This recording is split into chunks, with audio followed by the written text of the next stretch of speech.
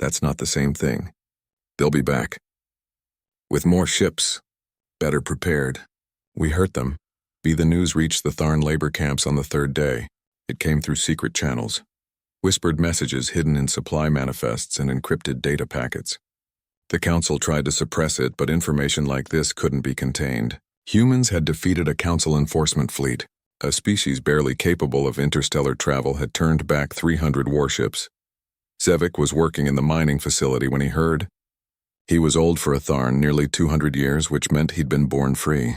He still remembered his homeworld before the Council came. Before his people had believed the lies about peaceful negotiation. Before they'd lowered their weapons and been conquered within months. He stopped working and looked up at the sky beyond the facility's dome. Somewhere out there, a species had done what the Tharn had failed to do. They'd said no and survived. That night, in the darkness of the barracks, Zevik gathered the others. "We fight," he said simply. "We can't fight," one of the younger Tharn replied. "We're laborers. We have no weapons. The guards would kill us. So we die fighting instead of living on our knees," Zevik responded. "The humans showed us something, showed the whole galaxy something. Chains can be broken. We just have to be willing to pay the price." The uprising began on 7 Tharn labor camps simultaneously. It was poorly coordinated, under-equipped, and desperate. But it happened. For the first time in 300 years, the Tharn fought back. On Earth, Representative Bora received a message from a species she'd never heard of. Then another. Then 20 more. They came from all over the galaxy. From species living under Council rule, from absorbed civilizations, from conquered peoples who'd given up hope generations ago. They all asked the same thing. "Help us, we can't help them," Chancellor Yuna said when Bora brought her the messages. "We barely survived one battle. The Council will come back with overwhelming force. We need to focus on our own survival." "But they're inspired by us," Bora argued. "They're rising up because we showed them it was possible. We can't abandon them," Hyunwoo entered the discussion. "Actually, we can help them. Not with ships or weapons. We don't have enough for ourselves. But with something more valuable, information." He pulled up a star map showing Council space. "The Council maintains power through control. Control of information, resources, technology. But they're vulnerable now. They've never had to deal with widespread resistance. If we can coordinate these uprisings, provide tactical advice, share our strategies, we can turn this into a real problem for them." "You're talking about starting a galactic rebellion," Yuna said slowly. "I'm talking about giving hope to species who've forgotten what hope looks like," Hyunwoo replied. "And in the process making it impossible for the Council to focus all their forces on crushing us. They wanted to make an example of humanity. Instead, humanity became an example for everyone else." The Free Species Coalition formed 3 weeks after the Battle of Earth. 15 species sent representatives. Some were free civilizations who'd managed to avoid Council attention. Others were resistance movements from conquered worlds. All of them were tired of living under Council rule.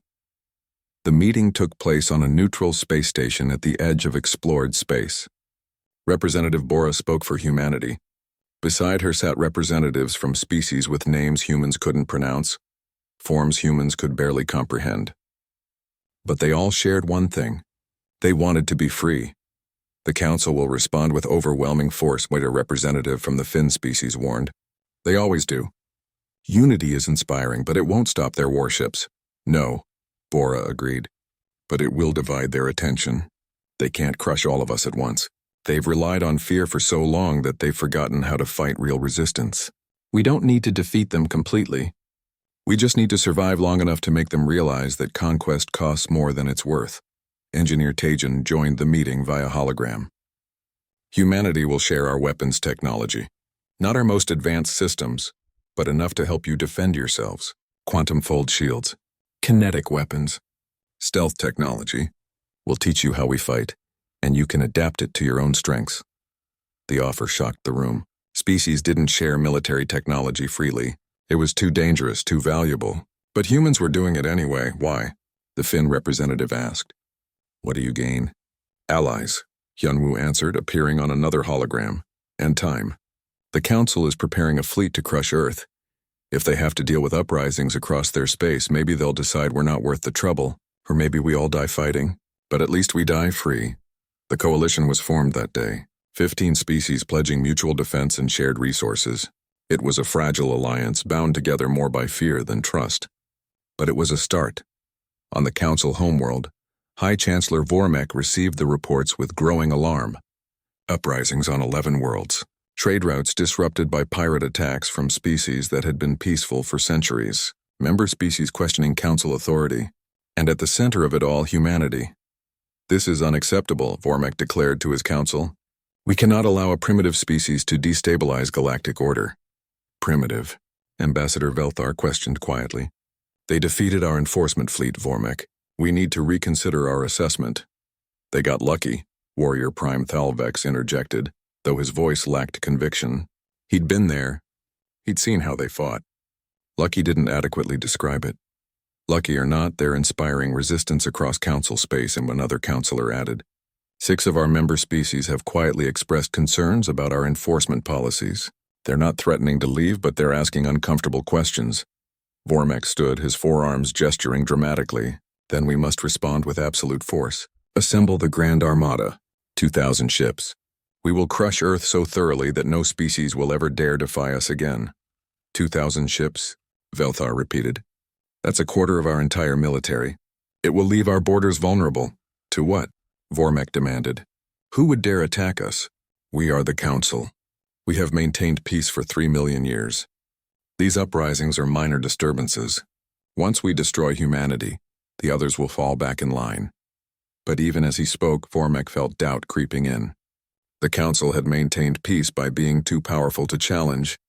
Now that myth was broken. Humans had proven the Council could bleed. What happened when everyone else realized it too? The Grand Armada began assembling at the edge of Council space. 2,000 ships from 30 different species. It was the largest military force the galaxy had seen in 800 years. The ships gathered slowly, drawing from defense fleets across Council territory. That was when the coalition struck. Coordinated attacks hit Council facilities across 12 systems. Nothing major. Supply depots, communication relays, mining operations. Small targets that were lightly defended. The attacks did minimal damage but created massive disruption. Council ships that were supposed to join the Grand Armada had to stay behind to protect their home systems. Admiral Suki coordinated the strategy from Earth. We can't beat 2,000 ships in open battle, but we can make sure those 2,000 ships never gather in one place. Hit them everywhere. Make them defend everything. Force them to spread out. Captain Jiwan led a raid on a Council supply base. Her squadron jumped in, destroyed 3 supply ships, and jumped out before Council defenders could respond. Similar raids happened across Council space, executed by coalition forces using human tactics. The Council had never dealt with this kind of warfare. They'd fought campaigns where fleets met in honorable battle and the stronger side won. They didn't know how to counter guerrilla attacks, hit-and-run raids, and coordinated disruption. The Grand Armada continued to assemble, but slower than planned. Ships were delayed protecting their home systems. Supply lines were disrupted. Communication between fleet elements became unreliable. On Earth, Hyunwoo watched the situation develop with grim satisfaction. We're buying time, that's all. Eventually they'll gather enough force to crush us. But every day we delay is another day to prepare, to build, to learn. Commander Soo-hyun returned from a deep reconnaissance mission into Council space. Her report confirmed what Hyunwoo had suspected. The Council is fracturing. Not openly, but internally. Some species want to negotiate. Others want to crush us. There's political infighting at the highest levels. Can we exploit that? Chancellor Yuna asked. Maybe, Ambassador Mina replied. She'd been in secret communication with several Council species who'd expressed doubts about the war. Some species joined the Council for protection, not conquest. They're uncomfortable with the aggressive response to humanity. If we can reach out to them, offer reassurance that we're not a threat. We are a threat, Hyunwoo interrupted. To their system of control. We can't pretend otherwise. But maybe we can convince some of them that their system needs changing. The message went out through back channels. Humanity's offer to wavering Council species. We don't want war. We want equality. Join us, or at least stop helping those who want to destroy us. Stand aside and let the galaxy change. 3 Council species withdrew their ships from the Grand Armada. Not publicly, but quietly. They claimed. The Council war fleet arrived exactly on schedule. 14 days after humanity's rejection. 300 ships materialized from faster-than-light travel at the edge of the solar system. They were organized in perfect formation, their hulls gleaming with power signatures that made human sensors scream warnings. Warrior Prime Thalvex commanded the fleet from his flagship, the Infinite Justice. He was a Kryn like Velthar, but where the ambassador was elegant and diplomatic, Thalvex was a soldier. He'd commanded 200 campaigns over his 300-year career. He'd never lost a battle. Scan the system, Thalvex ordered. Locate all human military assets. His sensor officer worked quickly. 43 ships detected, Warrior Prime. Concentrated near the third planet and its moon. Multiple defense platforms, extensive sensor networks. They've been busy. Thalvex studied the tactical display. The humans had only 43 ships against his 300. This would be the shortest campaign of his career. Open a channel. Let's offer them one chance to surrender. The message broadcast across all frequencies. This is Warrior Prime Thalvex of the Galactic Council Enforcement Fleet. You have defied Council law and threatened galactic peace. Power down your weapons and prepare to accept Council peacekeeping forces. Resistance will be met with overwhelming force. On Earth, Hyunwoo listened to the message in the Defense Committee bunker. Around him, screens showed every ship, every defense platform, every weapon system humanity had deployed. It looked pitifully inadequate compared to the Council fleet. Send our response, Hyunwoo said quietly. Admiral Suki's voice came through, broadcasting to the Council fleet. This is Admiral Suki of United Earth Defense Forces. We have not threatened anyone. We have only claimed our right to exist as a free people. If you attack, we will defend ourselves. Thalvex almost laughed. Defend themselves? With 43 ships? Very well. All ships advance to attack positions. Target their military vessels. Try to minimize casualties. We want survivors who can accept proper Council authority. The Council fleet began moving forward in their standard formation. 3 waves of ships, each wave supporting the next. Dreadnoughts in front, cruisers in the middle, support vessels in the rear. It was the same formation the Council had used for 800 years. It had never failed. Dr. Hagen watched from her station in the defense bunker. She was a military psychologist who'd spent 2 months studying Council battle records. She'd identified a pattern. Council commanders always used the same tactics. They relied on their technological advantage and superior numbers. They expected enemies to fight defensively, to retreat, to eventually surrender. They're not adapting to us, she told Hyunwoo. They're treating this like every other enforcement action. They think we'll behave like every other species they've crushed. Good, Hyunwoo replied. Let them think that. Admiral Suki, execute Operation Hornet. The human fleet suddenly scattered. Ships that had been grouped near Earth and Mars broke formation and accelerated in different directions. The Council sensors tracked them, confused by the chaotic movement. They're fleeing, Thalvex's tactical officer reported. Should we pursue? No, Thalvex decided. Let them run. We'll deal with stragglers after we secure their homeworld. Continue advance on Earth. That was his first mistake. Commander Suhyun led a squadron of 6 stealth corvettes. They were small ships, barely 100 meters long, coated in materials that absorbed scanner waves. They'd been hiding in the asteroid belt for 2 weeks, powered down and invisible. Now they powered up and began moving. Not toward the Council fleet. Behind it, the Council support ships were massive and slow, carrying supplies and ammunition for the war fleet. They were lightly defended because they always stayed behind the battle line. They'd never been attacked in living memory. Suhyun's corvettes hit them like missiles. Kinetic rounds fired at near relativistic speeds punched through shields and hulls. Nuclear warheads detonated inside supply bays. 3 support ships were destroyed in the first 30 seconds. Alarms screamed across the Council fleet. Support vessels under attack. Unknown hostile forces. Thalvex spun to face the tactical display. Where did they come from? Unknown, Warrior Prime. They were hiding in the debris field. Our sensors didn't detect them. More human ships appeared, emerging from behind moons and planets. They'd never been fleeing. They'd been repositioning for attack. Now they hit the Council fleet from 6 different directions at once. Captain Ji-won led the main assault. 12 human frigates accelerated toward the Council dreadnoughts at maximum speed. The big ships turned to engage, their weapons tracking the incoming threats. All ships, execute pattern Omega, Ji-won ordered. The human ships scattered at the last second, weaving through the Council formation. They didn't try to fight the dreadnoughts. They targeted the cruisers behind them. Missiles and kinetic rounds slammed into Council ships that weren't expecting close combat. The Council fleet tried to respond, but they'd trained for different kinds of battles. Their ships were designed to exchange fire at long range, wearing down enemies with superior firepower. The humans weren't fighting that way. They were moving fast, hitting hard, and disappearing before the Council could respond. "They're using guerrilla tactics," Thalvex shouted. "Reform the fleet. Establish defensive perimeter." But reforming took time, and the humans weren't giving them time. More ships appeared from unexpected directions. Defense platforms activated, launching swarms of missiles. Satellites that the Council had dismissed as communications equipment revealed themselves as weapons platforms. Engineer Tajan watched his creations work.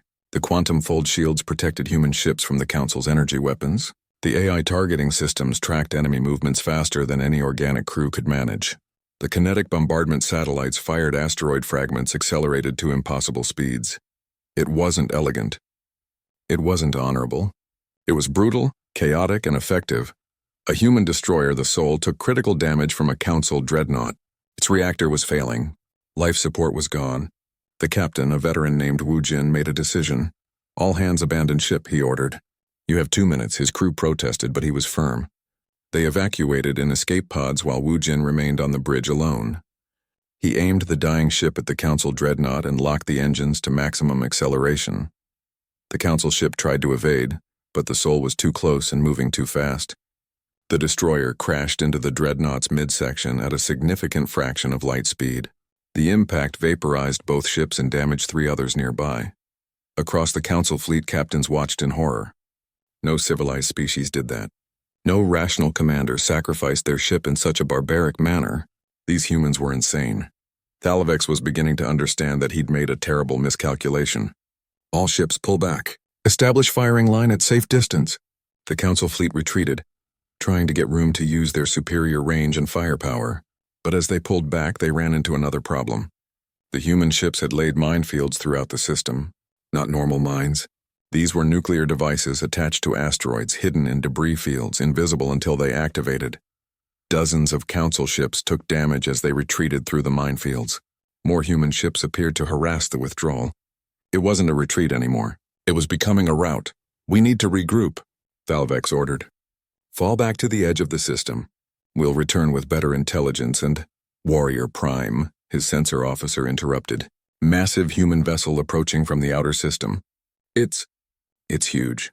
The Resolute emerged from behind Jupiter. It was humanity's largest ship, a kilometer long, carrying every weapon system Earth could build.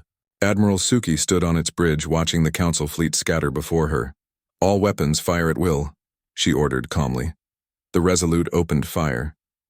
Railguns, missiles, energy weapons reverse-engineered from captured alien tech. The ship was a flying weapons platform, and it tore into the Council fleet with devastating effect. Thalvex watched his formation collapse. Watched his ships take damage. Watched his perfect campaign turn into a disaster. He'd brought 300 ships. He'd expected an easy victory. Instead, he was fighting for survival against an enemy that refused to follow the rules. "All ships, emergency faster-than-light jump. Retreat to Council space." The Council fleet fled, their faster-than-light drives activated, pulling them out of normal space. But they didn't all make it.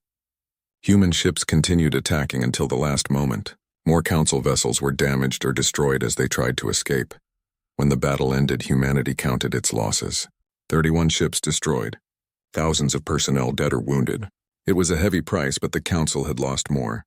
147 ships destroyed or too damaged to jump to faster-than-light speeds. Thousands of their own dead, and most importantly, they'd lost something they'd held for 800 years. They'd lost the belief that they were invincible. Admiral Suki stood on the bridge of the Resolute, looking at the debris field that filled human space. Pieces of human and alien ships drifted in the darkness. Each piece represented lives lost, dreams ended, futures destroyed. "We won," her tactical officer said quietly. "We survived," Suki corrected. But the Council had endured for 3 million years by never allowing threats to grow strong. If humanity chose defiance, the United Earth Assembly Chamber had never been so packed. Every representative was present. Every news camera in the system pointed at the central podium. Above Earth, Ambassador Velthar's ship waited, along with 3 additional council vessels that had arrived over the past 2 weeks. They called it a diplomatic escort. Everyone knew it was a threat. Chancellor Yuna stood at the podium. She was 70 years old, gray-haired and dignified, a survivor of the colony wars who'd built her career on bringing peace to human space. Now she had to decide if that peace would come at the price of freedom. The 60 days had passed. The council wanted an answer. Yunwoo sat in the front row, his face carefully neutral. Beside him, Ambassador Mina looked pale but determined. They'd spent 2 months preparing for this moment. 2 months learning everything they could about the council. 2 months planning for every possible outcome. What they'd learned had changed everything. Lieutenant Daehyun's final intelligence report had arrived 3 days ago, smuggled out of council space just hours before he disappeared. The report contained 800 years of military analysis, tactical assessments, and battle records. More importantly, it contained information about the Tharn War. The Tharn had been winning. For 15 years, they'd held off 3 council species. They'd destroyed dozens of council fleets. They'd captured council worlds. They'd done everything right. Then they'd made one mistake. They'd tried to negotiate. They'd believed the council's offer of peace. The moment the Tharn lowered their guard, council forces struck. The war ended in 6 months. The Tharn civilization was dismantled, their people scattered across council space as laborers and servants. It had been the council's greatest victory, and it had taught them a valuable lesson. Never let a strong species negotiate from a position of strength. Hyunwoo understood now why Velthar was pushing for a quick decision. The council wanted humanity's answer before humans became strong enough to resist. They wanted surrender while humanity still believed they had a choice. Chancellor Yuna began to speak. Ambassador Velthar, representatives of the Galactic Council, people of Earth, we have spent 60 days carefully considering your generous offer. We have studied your laws, your culture, your vision for the galaxy. On the council ship, Velthar leaned forward. The words sounded promising. Generous offer. Vision for the galaxy. These were signs of acceptance. We have concluded, Yuna continued, that the Galactic Council represents a remarkable achievement. 3 million years of coordinated civilization is worthy of great respect. Velthar relaxed slightly. They were going to accept. However, Yuna said, and the word dropped into the chamber like a bomb. We cannot accept your terms. The chamber erupted. Representatives shouted, some in anger, some in fear, some in approval. Velthar's image flickered on the main screen, his face showing surprise for the first time. Yuna raised her hand for silence. We cannot accept because the terms you offer are not partnership. They are subjugation dressed in diplomatic language. You ask us to surrender our right to defend ourselves, to accept oversight of our government, to become a protected species. But protection and prison are often the same thing. Chancellor Yuna, Velthar's voice cut through the chamber. You misunderstand. We offer safety, prosperity, and advancement. You offer survival as servants, Yuna replied calmly. We have learned what happens to species who accept your protection. We have seen how council law creates hierarchies, with old species ruling and young species obeying. We have discovered what happened to the 153 species who refused. Velthar's face went carefully blank. I do not know what misinformation you have encountered. We have your own records, Ambassador. We know about the Tharn. We know about the cultural absorption programs. We know about the economic isolation of resistant species. We know that your council has not offered membership in good faith for over 800 years. The chamber had gone completely silent. On screens across Earth, across Mars, across every human colony, people watched in shock and fear. Their leaders were challenging the most powerful force in the galaxy. Velthar's expression hardened. You are making a serious mistake, Chancellor. Perhaps, Yuna agreed, but it will be our mistake to make. Humanity chooses to remain independent. We offer the Council friendship and equal partnership. We will trade, share knowledge, and work together as allies. But we will not surrender our sovereignty. We will not accept protection that costs us our freedom. You do not understand the dangers of the galaxy, Velthar said, his voice taking on a sharp edge. Hostile species, pirates, cosmic phenomena. You need Council protection. Then we will face those dangers ourselves, Yuna responded. Free people accept risks that servants never face. Admiral Suki watched from the bridge of her flagship, the Pacific. She commanded humanity's largest defense fleet, 43 ships ranging from small corvettes to massive dreadnoughts. For 2 months, she'd been preparing for this moment. Her ships were positioned throughout the solar system, ready to respond to any threat. On her tactical display, she saw the 4 council ships in orbit. They were massive, each one larger than her entire fleet combined. But size wasn't everything. Lieutenant Daehyun's intelligence had revealed weaknesses. Council ships were built for intimidation and overwhelming force. They were slow, predictable, and their captains hadn't fought a real battle in centuries. Human ships were smaller, faster, and crewed by people who'd grown up fighting pirates, raiders, and each other. The colony wars had been brutal training grounds. Humanity knew how to fight when outmatched. All ships maintained defensive positions, Suki ordered. No aggressive actions unless fired upon. Velthar made one last attempt. Chancellor Yuna, I urge you to reconsider. The Council does not make this offer lightly. Species who stand alone in the galaxy rarely stand for long. Is that a threat, Ambassador? Mina asked, speaking for the first time. It is a fact, Velthar replied coldly. I will relay your decision to the Council High Command. But I warn you, humanity may not receive another opportunity to join peacefully. The transmission ended. The silver ships above Earth began to move, slowly pulling back from their orbit. Hyunwoo stood and walked to Yuna. That went better than expected. They haven't left yet, Yuna replied quietly. They're just getting into position. She was right. The Council ships didn't leave the system. Instead, they moved to the edge of human space and stopped. Within hours, more ships began arriving, 10, 20, 50. They formed a wall across the approaches to Earth, blocking the main trade routes to human colonies. Engineer Taejin watched the blockade forming and smiled grimly. He'd been waiting for this. For 2 months, his teams had been working in secret, building weapons systems the Council thought impossible, quantum-fold shields that could deflect energy weapons, kinetic bombardment satellites that could fire asteroids at relativistic speeds, AI-assisted targeting systems that could track hundreds of targets simultaneously. The Council believed their technology was superior because it was older. Taejin knew that innovation mattered more than age. Humans had been fighting each other with increasingly creative weapons for thousands of years. They'd learned to turn limitations into advantages. Begin deployment of defense grid satellites. Taejin ordered his team. Make it look like communications equipment. Let them think we're just trying to maintain contact with our colonies. The Council sent its official response 8 hours later. Earth was under economic sanctions. No trade with Council species. No access to Council trade routes. Any human ships attempting to leave their space would be turned back by force. The message was clear. Submit or starve. Hyunwoo activated Protocol Defiance. He'd been planning for this scenario for weeks.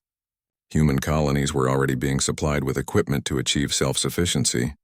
Food production was being ramped up on Mars and Europa. Asteroid mining operations were accelerating to provide raw materials. Humanity had survived worse than economic isolation. Captain Jiwon received her orders an hour later. She read them twice, then called Hyunwoo on a secure channel. You want me to do what? Break the blockade, Hyunwoo said calmly. Take 12 ships, fast ones. Show them that their wall has gaps. They'll call it an act of war. They've already declared war, Captain. They just haven't admitted it yet. Right now they think we'll panic, that we'll beg to negotiate, that we'll accept worse terms out of fear. We need to show them we're not afraid. Jiwon looked at her crew. Young faces, determined faces, scared faces. They'd all volunteered for this mission knowing what it meant. When do we leave? As soon as you're ready. But Jiwon, come back. We're going to need every ship before this is over. The next morning, 12 human ships accelerated toward the Council blockade. They were corvettes and frigates, small and fast. The Council fleet moved to intercept, their massive dreadnoughts lumbering into position. Jiwon watched the tactical display. The Council was using standard formation. Predictable. Exactly what the intelligence report said they would do. All ships execute pattern Delta. Go around, not through. The human ships scattered, using the gravity wells of gas giants and moons to slingshot themselves past the CR. Dr. Yoonji had spent 15 years studying alien cultures. Her office on Mars Colony was filled with artifacts, data tablets, and holographic displays showing everything humanity had learned about the galaxy. Now, staring at the new information from the Galactic Council, she saw patterns that made her hands shake. She pulled up profiles of all 47 Council species, their histories, their development, their path to spaceflight. One detail repeated across every single profile. Each species had accepted Council membership within 100 years of achieving interstellar travel.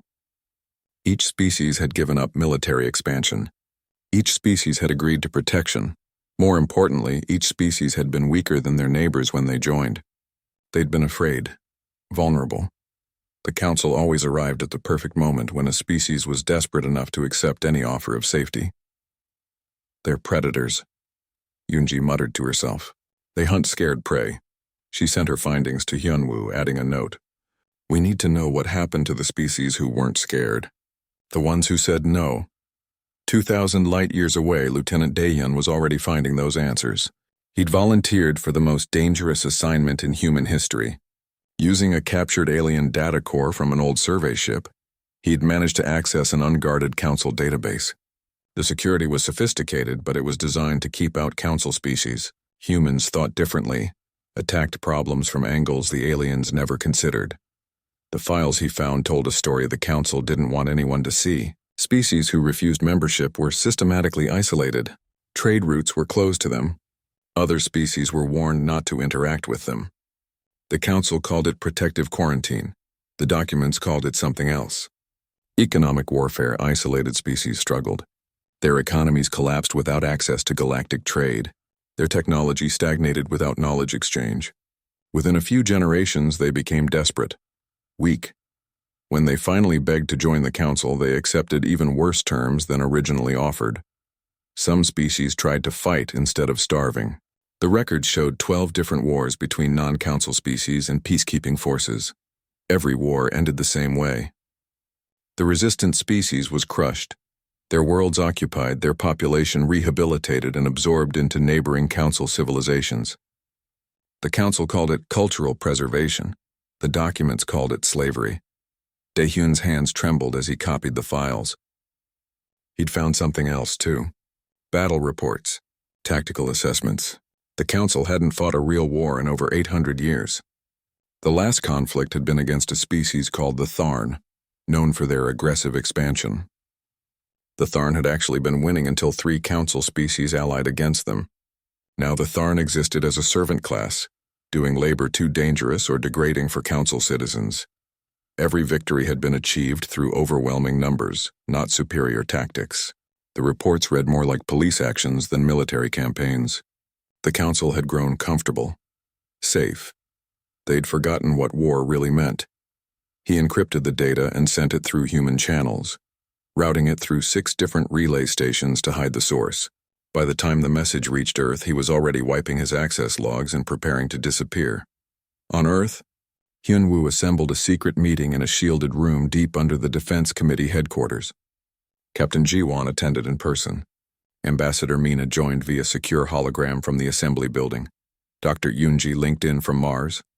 Lieutenant Daehyun's data packages were displayed on every screen. They're slavers, Jiwon said bluntly, reading through the battle reports. Sophisticated slavers with good publicity, but slavers all the same. Mina looked physically ill. Her entire career had been built on the belief that diplomacy could solve anything. Now she was seeing what happened when one side held all the power, and the other had no choice but to submit. Some of these species were absorbed over 300 years ago. Entire civilizations just erased. Not erased, Yunji corrected. Absorbed. They still exist, technically. They just exist as servants, as second-class citizens in someone else's empire. The Council even considers it merciful. They let the species survive. As slaves, Jiwon repeated. Hyunwoo pulled up a star map. Here's what we know. The Council controls approximately 40% of the explored galaxy. That's the territory of the 47 member species combined. Another 30% is controlled by absorbed species who are now essentially provinces of Council powers. The remaining 30% is unexplored, uninhabited, or belongs to the 5 primitive species they haven't contacted yet. And us, Mina added. We're the first spacefaring species to be offered membership in over 2 centuries. Lucky us, Ji-won said darkly.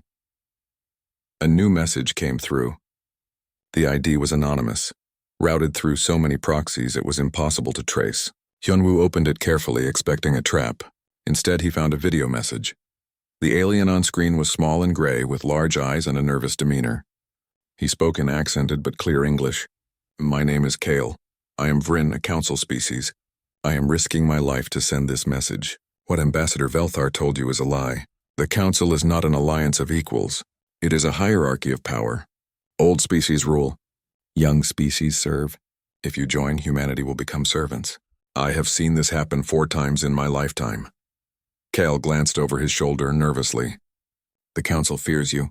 Humans fight differently than we do. You adapt. You innovate. You refuse to accept defeat. These qualities terrify them. They are offering you membership not to help you, but to control you. If you refuse, they will destroy you. If you accept, they will slowly erase everything that makes you human. There is no good choice. I am sorry. I wish I could offer hope, but I can only offer truth. The message ended. The room sat in heavy silence. At least we know where we stand, Ji-won finally said. Hyunwoo nodded slowly. We have 40 days left before we need to give an answer. 40 days to prepare for either option. You're talking about war, Mina said quietly. Against a force that controls half the galaxy. I'm talking about survival, Hyunwoo corrected. If we say yes, we survive as someone else's servants. If we say no, we need to be ready to fight for the right to exist on our own terms. Yoonji spoke up. I've been analyzing council military tactics from Daehyun's files. They rely on overwhelming force and technological superiority. They expect enemies to surrender when they see the size of council fleets. They haven't adapted tactics in centuries. Because they haven't needed to, Ji-won said. When was the last time they fought someone who wasn't already beaten? 812 years ago, Yoonji answered. Against the Tharn, and the Tharn almost won. Hyunwoo stood, pacing the small room. We need to know everything about that war. How the Tharn fought, what strategies worked, why they ultimately lost. I can get that information, Daehyun's voice came through the comm. Everyone jumped. They'd thought he was offline. I'm still in their system. Give me 2 days. Be careful, Mina warned. If they catch you, they'll kill me, Daehyun finished, I know. But if we don't get this information, they'll kill all of us eventually anyway. At least this way I'm useful. The meeting continued for 3 more hours.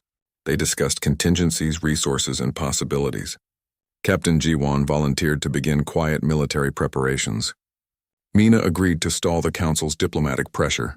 Yoonji would continue analyzing cultural and tactical data. Hyunwoo would coordinate everything from Earth. As they were about to end the meeting, a message came through official channels. Ambassador Velthar was requesting a meeting with human leadership. He wanted to discuss the advantages of immediate acceptance and address any concerns. He's getting impatient, Mina observed. 60 days was supposed to be standard. Now he's pushing for a faster decision.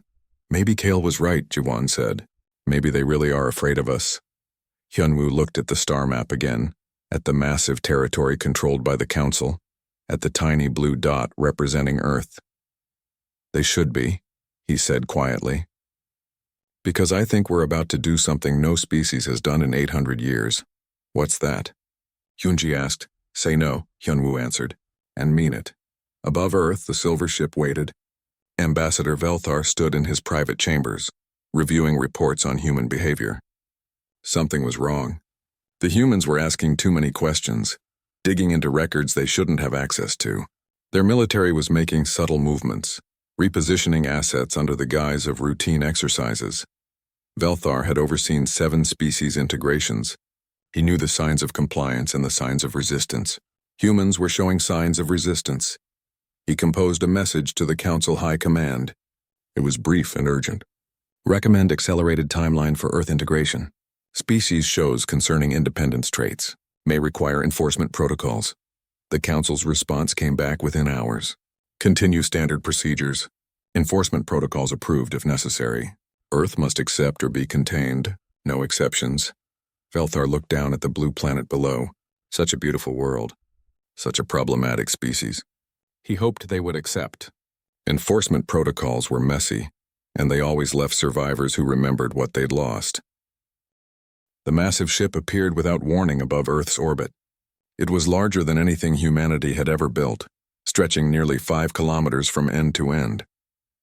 Its surface gleamed like polished silver, and strange symbols glowed along its hull in colors that human eyes struggled to process. Every defense satellite pointed toward it. Every military base went to high alert, but the ship simply waited. Director Hyun-woo stood in the United Earth Assembly Chamber, watching the live feed on the main screen. He was a thin man with gray hair and sharp eyes that missed nothing. 20 years in military strategy had taught him to see patterns, to spot danger before it arrived. Something about this ship made his instincts scream warnings he couldn't quite explain. The communication came through all channels at once. The alien's voice was smooth, translated perfectly into every human language. "Greetings, people of Earth. I am Ambassador Velthar of the Kryn Hegemony. We come bearing an invitation from the Galactic Council." Captain Jiwon watched from the bridge of the Resolute, humanity's most advanced warship. She was young for a captain, only 35, but she'd proven herself in the colony conflicts. Her crew sat silent at their stations, fingers hovering over weapons controls that suddenly seemed very primitive. The alien continued speaking. "For 3 million years, the Galactic Council has maintained peace across the stars. 47 species live together in harmony, sharing knowledge and prosperity. We have watched your species with great interest. Today we extend to you the greatest honor, membership in our council." In the assembly chamber, the human leaders exchanged excited glances. This was what they'd dreamed of since achieving faster-than-light travel 40 years ago. Contact with advanced aliens? Access to technology beyond imagination. A place among the stars. Ambassador Mina felt her heart race. She'd trained her entire life for moments like this. Diplomatic contact with alien species. She stood, straightening her formal jacket. "We are honored by your presence, Ambassador Velthar. What does this membership entail?" The holographic projection of Velthar materialized in the chamber. He was tall and elegant, with smooth blue skin and 4 arms. His face was almost human, but his eyes were entirely black, reflecting light like polished stones. "The process is simple. You will join as a Tier 5 species, what we call a protected civilization. You will receive our technology, our protection, and access to galactic trade routes. In return, you will accept council oversight and agree to certain restrictions." Director Hyun-woo leaned forward. "What restrictions?" Velthar's expression didn't change. "Protected species must maintain peace. This means limiting military development to defensive purposes only. The Council will station peacekeeping forces in your space to ensure compliance. You will also agree to follow Council law in all matters of interstellar importance." "So we give up our weapons," Hyun-woo said quietly. "You give up the burden of militarization," Velthar corrected. "The Council provides security. You need no weapons when we guarantee your safety." The assembly chamber erupted in discussion. Some representatives saw opportunity, others saw danger.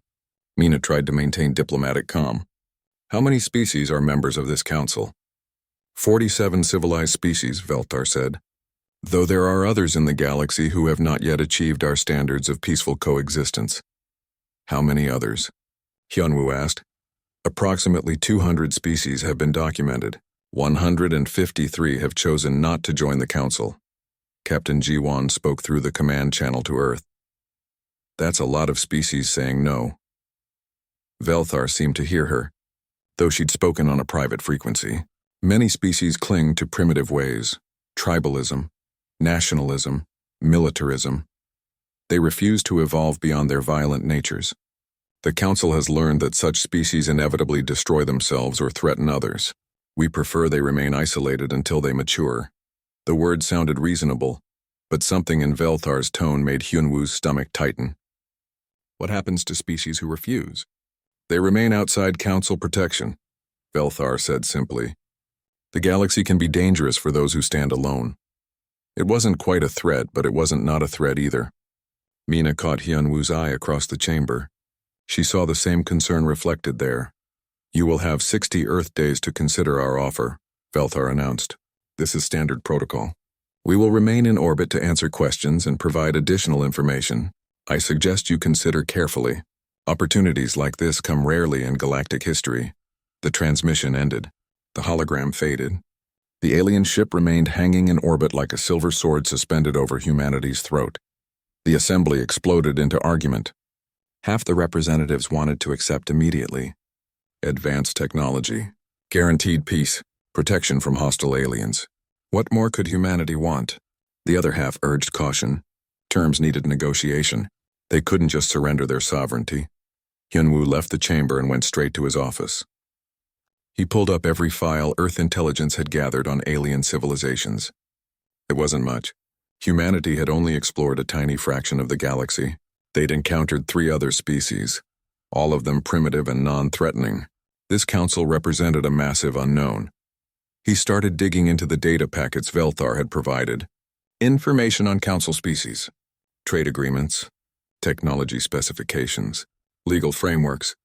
The documents were extensive, designed to impress and overwhelm. Hyunwoo read them all, looking for what wasn't said. 3 hours later, he found it, a brief mention in a subsection of a cultural exchange document. It referenced integration protocols and cultural absorption programs. The language was bureaucratic and vague, but it led to another document. Then another. Deep in the archives, hidden behind diplomatic language, he found reports on the 153 non-member species. 87 were listed as extinct due to self-inflicted conflict.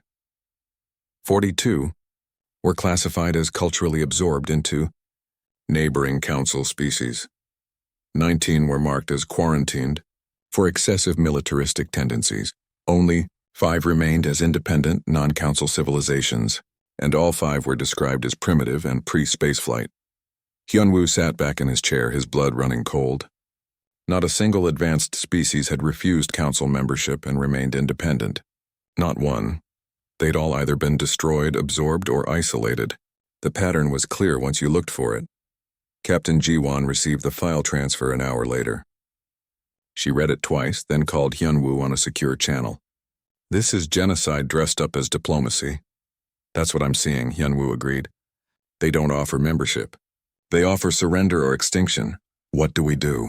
Hyunwoo looked out his window at the night sky. Somewhere up there, that silver ship waited for humanity's answer. We prepare for the worst quietly, carefully, and we figure out what happened to those 153 species who said no. Mina joined them on the call. I've been analyzing Velthar's speech patterns. He's not negotiating. He's dictating terms. Every phrase is designed to make refusal seem unreasonable. 60 days, Hyunwoo said. We have 60 days to decide if humanity bows or fights. Can we win a fight? Ji-won asked. I don't know, Hyunwoo admitted. But I know we can't win as someone's protected pets. The 3 of them sat in silence, each considering the impossible choice ahead. Above them, the silver ship waited, patient and certain. The Galactic Council had made this offer 246 times before. 246 times species had either accepted or disappeared. They were confident humanity would be no different.